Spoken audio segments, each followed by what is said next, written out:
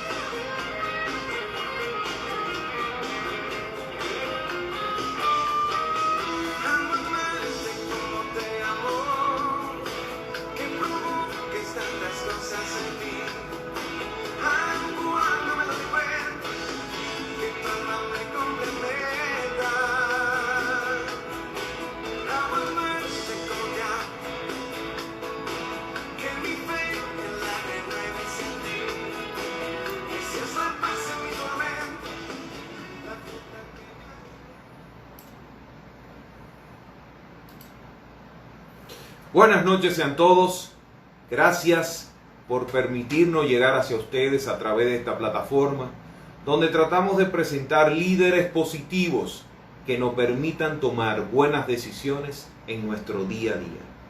En solo una hora de tu vida te educaré para un nuevo estilo de vida en equilibrio.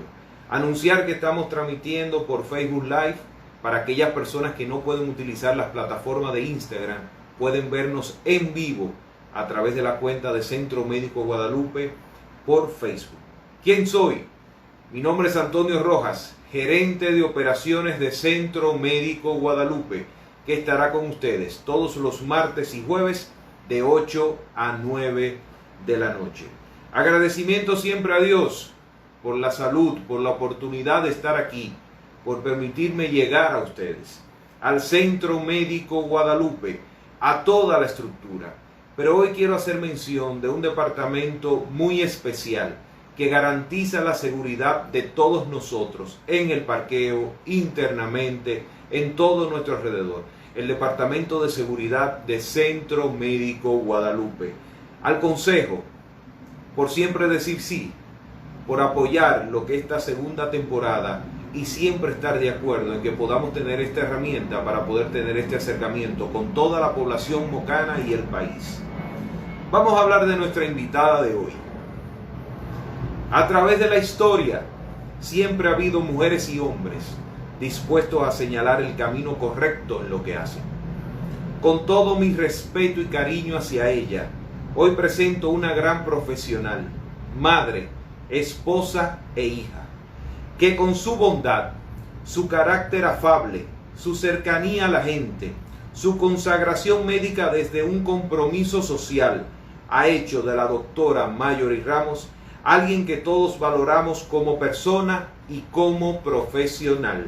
A continuación, la esposa del doctor Ricardo Rojas, madre de 2 sobrinos que adoro y respeto, la doctora Mayori Ramos. Vamos a darle la bienvenida para poder tener este conversatorio con mi prima, la doctora Mayori. Vamos a llamarla, la estamos llamando.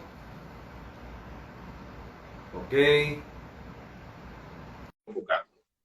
Para poder tener una conversación sobre...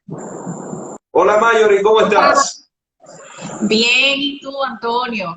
Y a todos los que nos acompañan, buenas noches. Qué bueno, ¿cómo te sientes? ¿Todo bien? Todo excelente, muy bien. Muchas gracias. ¿Cómo ha sido la pandemia estos días, Mayori? ¿Cómo ha sido ser madre, doctora? ¿Cómo ha sido ese aspecto?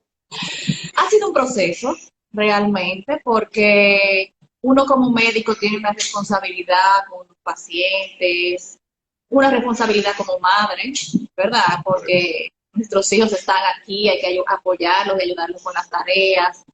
Una responsabilidad como ama de casa, porque ese es un rol que tenemos prácticamente desde que nacemos, que es lo que nos toca, aunque recibamos ayuda. Entonces, ha sido un proceso de adaptación, de cosas positivas, cosas muchas veces que hay que adaptarse, ¿verdad? Porque esa es nuestra nueva realidad.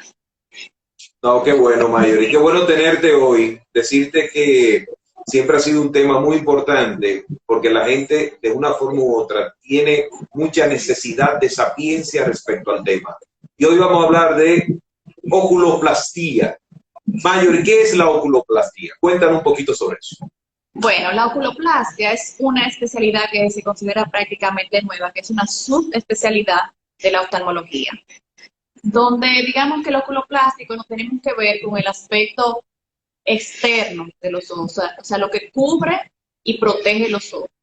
Tiene que ver con estructuras faciales que están cerquita de los ojos, las cuales tienen que ver tanto con lo estético como lo funcional. También con las vías lagrimales que están entre los párpados, ¿verdad? Y en la órbita. Y la parte de tumores palpebrales y de reconstrucciones de párpado y esas áreas. Tiene que ver, yo siempre digo que tiene que ver con lo bonito y lo feo de la oftalmología. Lo bonito, bueno, que hacemos cirugías estéticas, que podemos mejorar ese aspecto facial del paciente. Y lo feo, que verdaderamente es feo en un sentido, pero necesario, que es la parte oncológica de tumores o pacientes que pierden sus ojitos, que a veces hay que hacer limpiezas. Y bueno, en todo esto mejoramos también esa calidad de vida del paciente con su vía lagrimal, que en muchas ocasiones, si no nos molesta, no hay problema, o sea, no nos damos cuenta que está ahí. Pero cuando el paciente presenta un lagrimeo, generalmente es algo muy incómodo. Pero tiene que ver con muchas cosas, y todo eso en relación a la estética, cirugías y a algunos tratamientos faciales que podemos ofrecer. Interesantísimo, Mayori. Ahora mismo están haciendo una pregunta respecto, ¿cuál es la edad? Eso va desde recién nacido hasta anciano. ¿Qué tú le dirías a esa persona? ¿Este tipo de especialidad abarca cualquier tipo de edad? Bueno, lo que pasa es que en cualquier edad se pueden presentar patologías o se pueden presentar situaciones en que requiera un oculoplástico. Por ejemplo, en niños pequeños es muy común que nazcan con el conducto nasolacrimal cerrado. O sea, tú ves niños que tienen lagrimeo, que la madre se queja, que siempre está lagrimeando, que tiene secreciones, que es incómodo. Entonces, eso es porque nació con su conducto nasolacrimal tapadito. Entonces, en ese tipo de pacientes se le da un tratamiento convencional, generalmente hasta el año. Hay otro tipo de patologías que podemos ver en niños pequeños también, que es el párpado caído o algunas alteraciones anatómicas, o sea, de la anatomía normal del párpado. E inclusive también recibimos pacientes con retinoblastoma, que es un tipo de tumor que puede suceder en esa infancia, en ese lactante, y que muchas veces, digamos, para preservar la salud de ese paciente tenemos que operarlo. Y asimismo en las personas muy mayores, cuando también tienen su párpado caído, cuando presentan algún tipo de debilidad en los párpados en general, o como mencioné de la vía lagrimal, que a veces se tapa. O sea, la vía lagrimal generalmente se tapa en los dos extremos de la vida, muy pequeñitos o ya en personas mayores. Entonces, todo eso tiene que ver, y además que sabemos que es un poquitito más frecuente la parte oncológica en pacientes mayores. Y lo estético, obviamente, que levantar párpado, quitar un poquito de exceso de piel o exceso de grasa, etcétera. Entonces, digamos que tenemos esos dos extremos de la vida y también lo que está entre ellos. Una pregunta, Mayuri, ya tú estás solamente respondido dos preguntas y ya la gente quiere saber cómo contactarte. ¿Puedes darnos alguna noción de que cómo pueden llegar las personas que en un momento no están escuchando a donde ti? ¿Cómo, si solamente estás en Moca, a través de qué institución? Cuéntanos un poco sobre eso, que ya la gente está preguntando. Sí, realmente yo estoy, como mi especialidad es una especialidad que no es tan común, mi subespecialidad, y además que damos un servicio un poquito diferente. Yo trabajo en varios lugares. Básicamente en el Centro Médico Guadalupe estoy 4 veces a la semana en la mañana. También tengo un consultorio aquí en Moca, aquí en Santiago, en Bioplaza. Trabajo con el doctor Asilis y soy profesora attending de los americanos, del Hospital Elías Santana en Santo Domingo, que le dicen los americanos. Yo estoy también por allá en los viernes y soy profesora de su especialidad y de especialidad allá. Tengo unos añitos. Gracias, Mayuri. Espero podamos haber respondido a la pregunta que la gente está diciendo en estos momentos. ¿Por qué cambia el aspecto estético de los ojos, Mayuri? ¿Por qué cambia el aspecto estético de los ojos? ¿Qué tú nos pudieras decir sobre eso?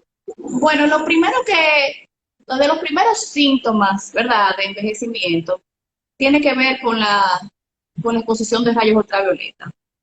Eso es, el sol es el enemigo de la piel y obviamente nos afecta toda la cara. Pero entre las cosas que podemos encontrar son pérdida de tono muscular, y por ese afloja y estira, digamos, de la frente, comenzamos a poder ver algunas arruguitas finas o las arrugas del entrecejo, entre otras. Además, hay un descenso normal, la gravedad, ¿verdad?, por la pérdida de volumen, por la pérdida de grasa, por la pérdida de tono muscular de las estructuras de la cara. Entonces, vamos perdiendo grasa superiormente y vemos que aumenta un poquitito aquí. Hay otros factores que tienen que ver, como el uso de cigarrillos, el tabaquismo. Eso aumenta la velocidad del envejecimiento. Y como mencioné, el estado normal de la exposición de rayos ultravioleta y los años, ¿verdad? Como dicen por ahí, que no perdonan. Eso es muy importante. Entonces, a través de tu visita, todo eso pudiera mejorar ante los usuarios. Bueno, aquellos que en un momento sientan una mirada más cansada, triste, como que se visualiza, ¿se pudiera mejorar ese aspecto a través de ti? Sí, eso se puede mejorar. Hay diferentes formas de mejorarlas, no todo es cirugía. Hay aspectos que son con la inyección de toxina botulínica, por ejemplo, la inyección de rellenos o la aplicación de algunos láser que son para rejuvenecimiento facial, que podemos utilizar. Esas son pequeñas ayudas que no necesariamente tiene que ser cirugía, pero también si el paciente requiere cirugía, eso es algo que debe de hacerse. ¿verdad? Porque muchas veces nos complementamos entre una cosa y otra. Pero así mismo uno le explica a los pacientes y busca. En la cirugía estética es muy importante uno saber, uno comentar al paciente, hablar con él, saber qué quiere ese paciente y qué usted le puede ofrecer, ¿verdad? Porque muchas veces llegan pacientes con unas expectativas muy altas y uno tiene que, digamos, llevarlo a un término donde sea que el paciente comprenda cómo uno lo puede ayudar y si el paciente está de acuerdo, entonces proceder a hacer lo acordado. Pero en general... Excelente. Excelente. Mayor, ahí, y perdona que a veces toquemos un tema que está correlacionado, pero es inquietud. En este momento, a nivel de consulta, ¿cuál es la garantía del usuario a la hora de poder ir donde ti? ¿Cuáles son los mecanismos de bioseguridad que en un momento hay alguien que me dice, puedo ir ahora mismo, me garantizan el tema de la no contaminación? ¿Qué le dirías a esa persona en estos momentos? Bueno, como todos sabemos, en cualquier sitio puede haber un centro de contaminación. Sin embargo, nosotros en el consultorio estamos trabajando por citas, las cuales son bastante rigurosas. Generalmente no se reúnen más de 2 pacientes a la misma hora en el consultorio. También tenemos una sala de espera que es individual. Diariamente utilizamos una máquina de ozono que sirve para desinfectar todo el área y entre pacientes y pacientes desinfectamos todas las áreas que el paciente utilizó y en muchos de los casos también utilizamos guantes. Todo eso para que el paciente se sienta lo más seguro posible. Y además tenemos también las recomendaciones a algún paciente porque así mismo recibimos muchas veces pacientes que vienen con las mascarillas aquí, ¿verdad? O que piensan que cuando uno le va a hacer una prueba de tiene que quitarse la mascarilla, entonces uno lo orienta de qué es lo mejor. Aparte, cada vez que va a entrar un paciente a nuestro consultorio, también se le da alcohol al 70%, ya sea en gel o también tenemos alcohol líquido. A ti que tienes deseo de que ya estás escuchando a la doctora y que quieres ir a consultar y que en un momento tenías miedo por el tema de la pandemia, lo que te está diciendo la doctora es que se están cumpliendo con todos los mecanismos rigurosos a nivel de tema de bioseguridad. Así que no hay excusa de no ir a corregir ese párpado caído, ¿verdad, doctora? Mayor, claro. Hay una pregunta importante, el tema de la anestesia, este tipo de procedimiento, ¿cómo se maneja el tema del dolor, la anestesia? ¿Es solamente el área, hay que dormirla completa? ¿Qué le dirías a esa persona que en un momento quisieran saber sobre ese tema? Bueno, depende mucho de qué tipo de procedimiento vamos a hacer.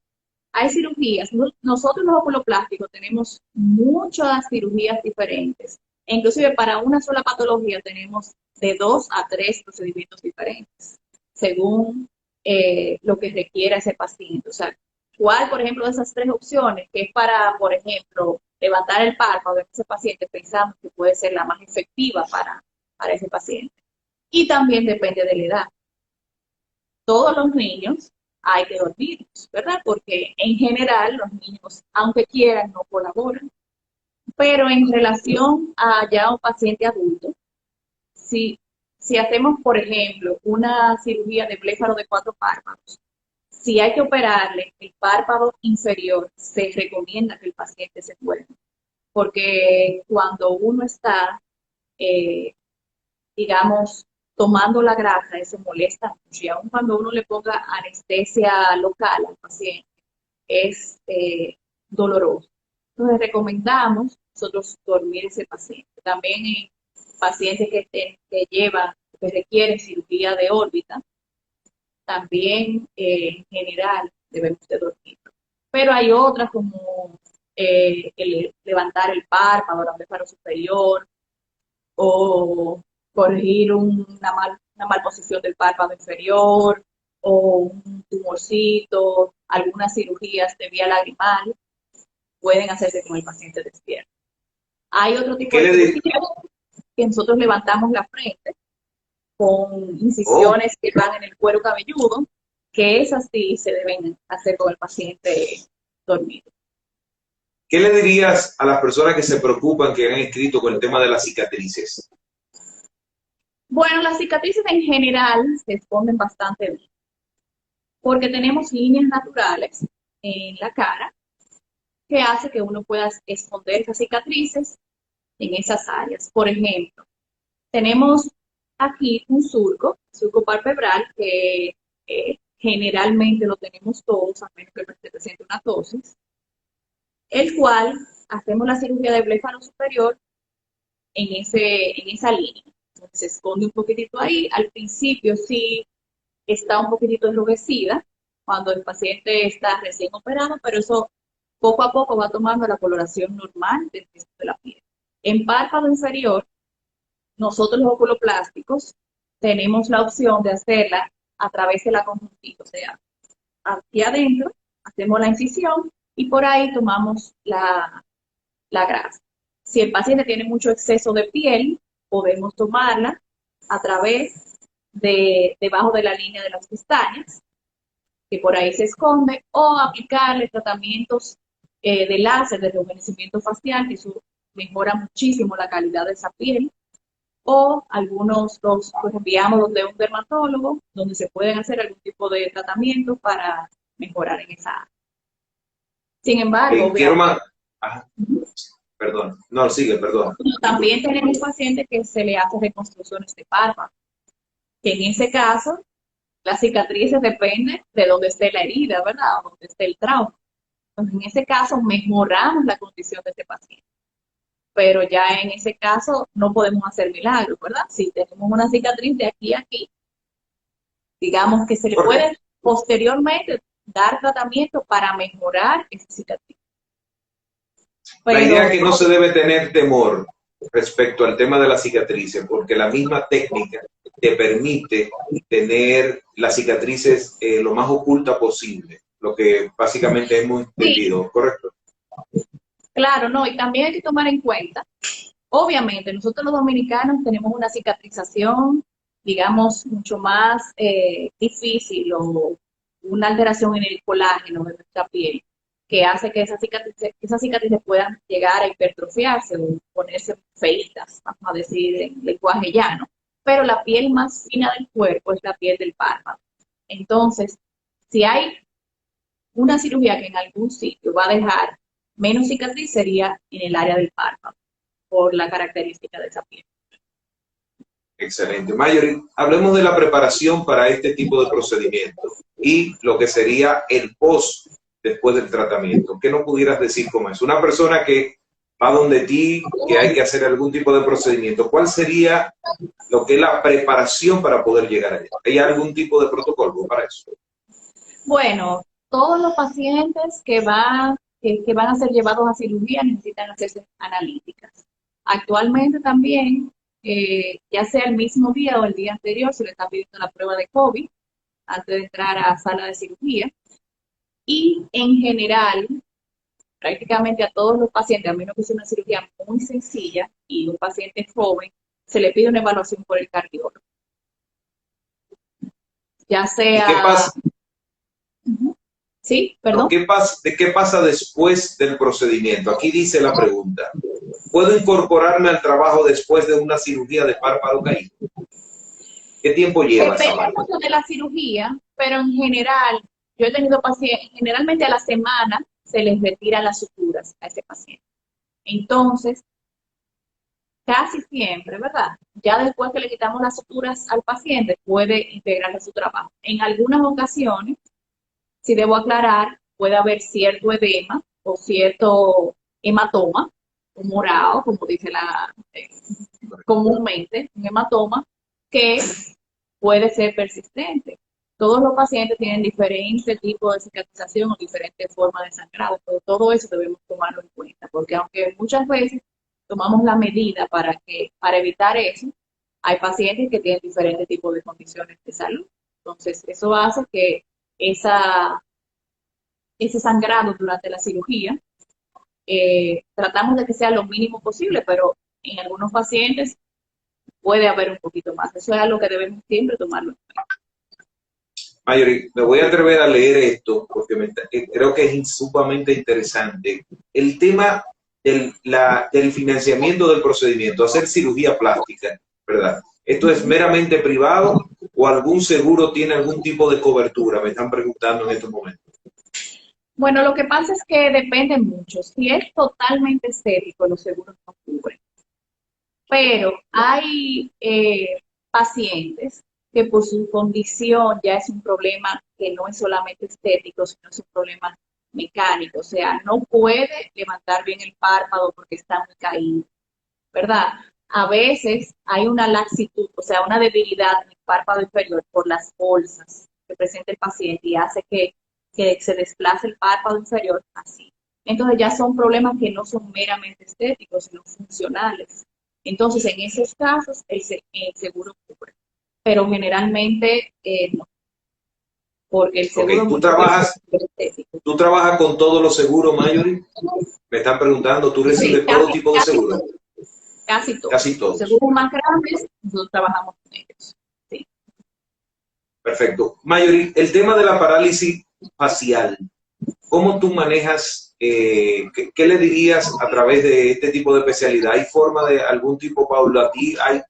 Porque hablan te lo voy a leer, la parálisis facial puede provocar problemas oftalmológicos como la oftalmos, cierre incompleto de los ojos, que a su vez puede derivar en patologías. ¿Hay algo que se pueda utilizar a través de esta profesión, de esta especialidad?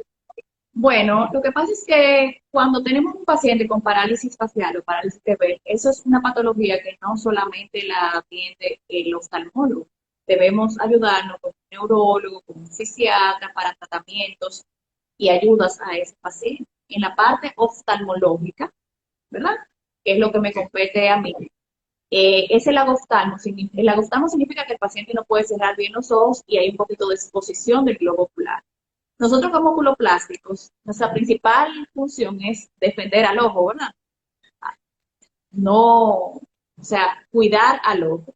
Entonces, primero, debemos ponerle una buena lubricación a nuestro paciente, de ser posible cuando el paciente duerma y varias veces al día, que el paciente, mientras el paciente está en tratamiento, claro está, con su fisiatra, se debe ocluir el ojo y en algunos casos que ya ese paciente es un paciente crónico, o sea, después de tratamiento, después de tratar, no mejoró, se pueden hacer cirugía para ayudar a ese cierre palpebral.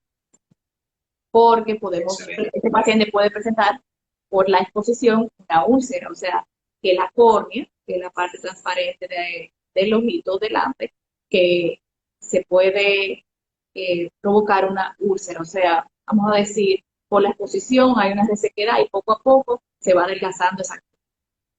Y eso es algo que debemos evitar a todas cosas. Marjorie, a la hora de visitarte en el Centro Médico Guadalupe, allá en lo que es la unidad, ¿qué otra cosa podemos obtener? Me están preguntando si se venden los lentes, si hay todo tipo de accesorio a la hora de poder, cuando se hagan las indicaciones. ¿Qué le diría a esa persona que está en este momento preguntando? Bueno, cuando el paciente va a consulta, yo no soy, o sea, yo soy oculoplástica, pero primero soy oftalmóloga. Yo estoy en capacidad de hacer una evaluación oftalmológica completa, ¿verdad? No solamente en el sentido de oculoplastia. Nosotros indicamos lentes, evaluamos pacientes, podemos operar otras patologías de segmento anterior en el ojo, de superficie ocular. Pero allá damos el servicio de evaluación, prueba de lentes. También tenemos un pequeño muestrario de lentes, donde el paciente puede mandar a hacer sus lentes y si lleva una montura también se puede mandar a hacer. Y muchos pacientes, a mí no me gusta que un paciente salga con la mano vacía de mi consultorio. Siempre yo trato de conseguirle una gotita, una pastillita, algo. Y sobre todo, o sea, es el trato humano que debemos de darle, de escucharlo. Muchos pacientes ni siquiera tienen una patología real, simplemente quieren que lo escuchen, entonces uno tiene que dedicarle un poquitito más tiempo. Yo sé que mi prima, porque quiero tutearte en este caso, es humilde, pero quiero decirle, invitar a toda la población de que vayan y vean esa unidad. Está preciosa. todos los tipos de lente y necesidad que tengan, ahí se le va a dar una solución. Yo he tenido la oportunidad de estar y la verdad quiero felicitarte tanto a ti, Mayori, como a todo el equipo por lograr lo que es un ambiente de mucha satisfacción, y todo el que entre saldrá satisfecho tanto por el servicio al cliente como cualquier necesidad que en un momento necesite. Yo quiero entrar un poco a lo que son los mitos. Hay personas que han estado preguntando algunas cosas y yo creo que hay 3 preguntas importantes, Mayori. Si veo bien, ¿no necesito ir al médico? No necesariamente. ¿Qué le dirías? Hay patologías que pueden presentarse aún usted estando viendo bien. Por ejemplo, hay una patología que es muy frecuente en nuestro país, que es el glaucoma, que es una enfermedad que poco a poco va dañando el nervio óptico. Entonces, en muchos pacientes no se dan cuenta hasta que ya es tarde. Entonces, eso es parte de su evaluación. Usted puede estar viendo bien, pero puede tener un ojo seco, por ejemplo. Hay pacientes que pueden estar viendo bien, pero tienen picazón, tienen ojos rojos, pueden tener una alergia. O sea, hay muchas patologías del ojito que debemos evaluarla. No solamente es la visión del paciente, es la calidad de esa visión. Es como usted se sienta. Es que en algunos pacientes tienen una bolita que no se han dado cuenta y es un tumorcito. Y es pequeñito, pero como nosotros tenemos la posibilidad de trabajar con un microscopio que se llama lámpara de hendidura, podemos ver todas esas cosas magnificadas y podemos identificar muchas veces cosas que el paciente no necesariamente sabe que tiene. Mayori, quiere decir que aunque nosotros estemos visualizando bien, viendo bien, ¿a qué edad es normal que la persona vaya, aunque no se sienta algún tipo de inconveniente a la hora de ver algo? Bueno, se recomienda, obviamente depende mucho de la patología del paciente, pero a partir de los 2 años debe visitar un bebé, un niño, un lactante, la consulta oftalmológica. Y esta evaluación debe ser anual, porque puede haber cambios en ese paciente donde se requiera una evaluación o una identificación de algún problema. Mayori, leer con poca luz te hace daño. Realmente no, hace que se nos canse la visión, ¿verdad? Y eso no es que te va a hacer daño como tal, sino que tú vas a sentir cansancio visual y en algunas ocasiones te va a dar un dolor de cabeza, pero por eso tú no estás dañando tus ojos. Ahora bien, hay que hablar ahora de la luz azul que tienen los dispositivos electrónicos, que sí nos pueden provocar daños en la visión, y se dice que puede ser que en un futuro tengamos algún tipo de problema en la mácula, que es la luz que tienen los dispositivos electrónicos, computadoras, celulares, iPads, etc. Y ahora que estamos utilizándolos más que nunca, tanto los adultos como los niños, es algo que debemos tomar en cuenta. ¿Algún tipo de... la visión se pierde si la gasta? Por ejemplo, aquellas personas que se esfuerzan bastante de que están frente a una computadora, que están leyendo, en ese caso se gasta. La pregunta de la visión se pierde si la gastas.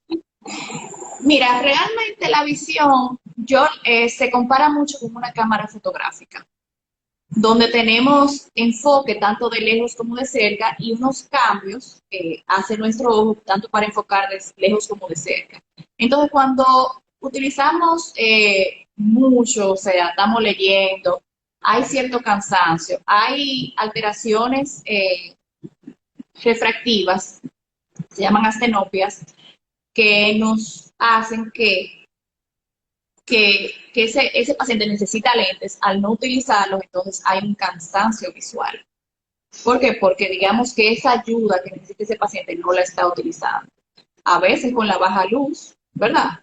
Sobre todo en pacientes que tienen algún tipo de alteración, puede haber mayor cansancio.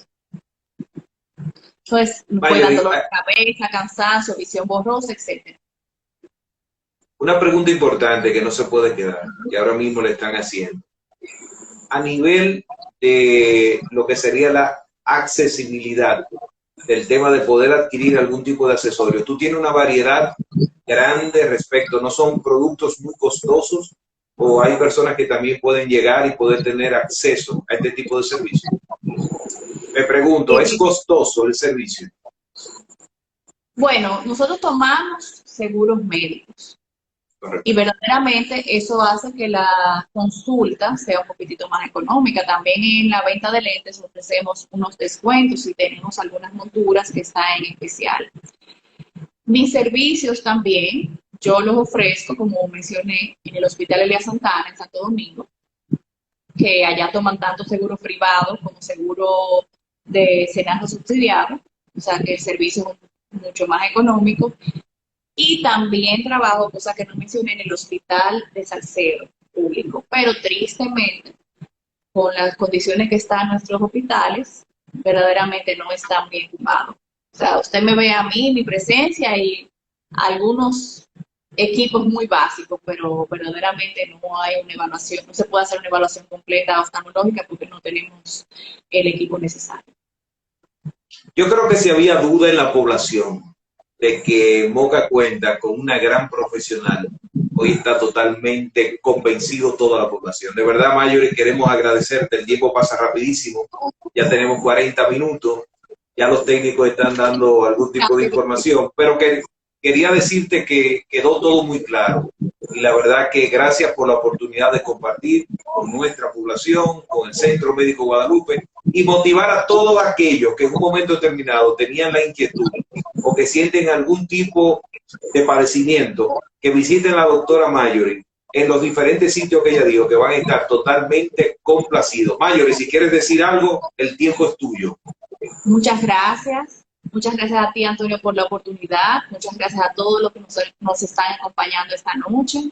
Yo espero que las cosas que yo mencioné o las cosas que yo expliqué le hayan servido de orientación. Cualquier otra pregunta, estamos a la orden. Como yo mencioné, me pueden encontrar tanto en el centro médico como en Guadalupe, como en Santiago, que tenemos una oficina. Y los servicios están para la población. Nosotros los médicos nos debemos a nuestros pacientes, así que búsquenos en el centro médico, que estamos a la orden. Muchísimas gracias. Mayuri, ¿qué significa ICON? ¿Qué significa ICON? Están preguntando. Cuéntame. ICON.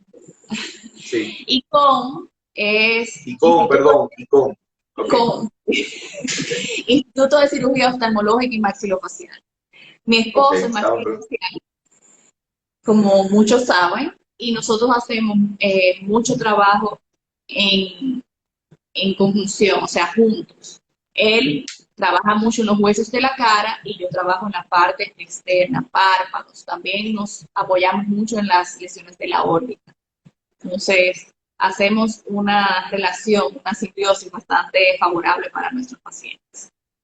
Bueno, un gran saludo al doctor Ricardo Rojas, que está ahí presente, que te está apoyando, una gran persona, la cual fue la primera entrevista que realizamos en los live, en lo que fue la primera temporada, y a todos los que están ahí. Y termino como siempre digo, que la población y el país no se enfermen, ni del corazón ni del alma. Sí se puede. Buenas noches a todos. Gracias, Mayuri. Un abrazo. Bye, bye. Gracias.